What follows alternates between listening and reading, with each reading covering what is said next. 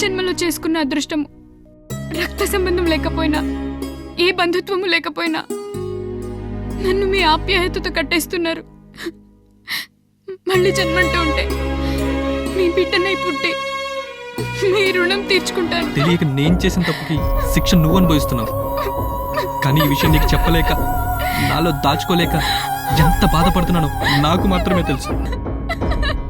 ముగ్ధ ఆగు.